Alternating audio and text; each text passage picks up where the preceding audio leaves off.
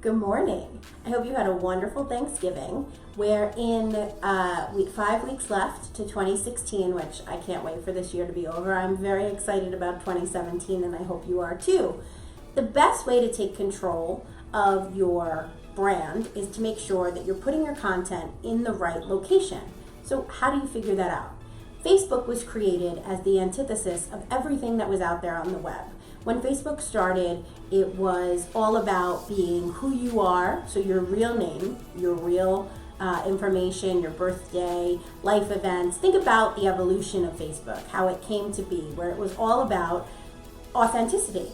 So that attracted a certain level of person. It was very different from MySpace or LiveJournal, where you had like a screen name or a handle, similarly to Twitter.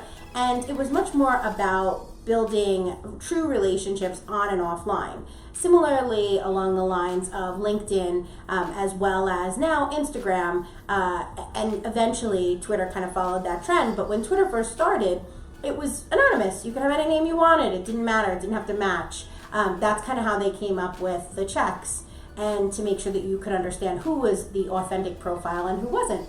You didn't have to prove that your name was Coco Chanel if you wanted to use that as your username.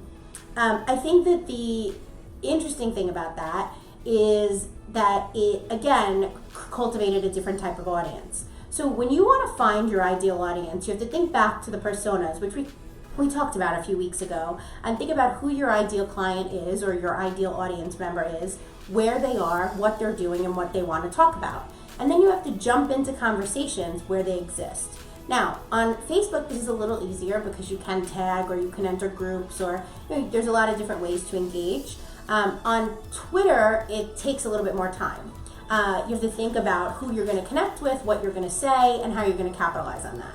On Instagram, with the new direct message feature, it's really easy to connect with someone that you think may be aligned with your brand.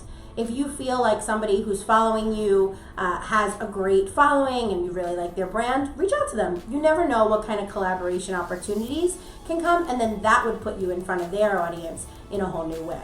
So think about who your audience is, who your ideal audience is, where they are, and what attracted them to the social network that they frequent most. There's a lot of research out there, and there's a lot of different ways to kind of figure this out, but those are the best 3 ways to get started. And if you want to learn more, sign up for my newsletter list, which I will put in the link of this video. I hope that was helpful, and later this week we'll talk a little bit more again about building assets and also content batch planning so that you're ready for a little break during the holiday, and we'll talk about why that is super important. Have a great Tuesday. I will see you tomorrow.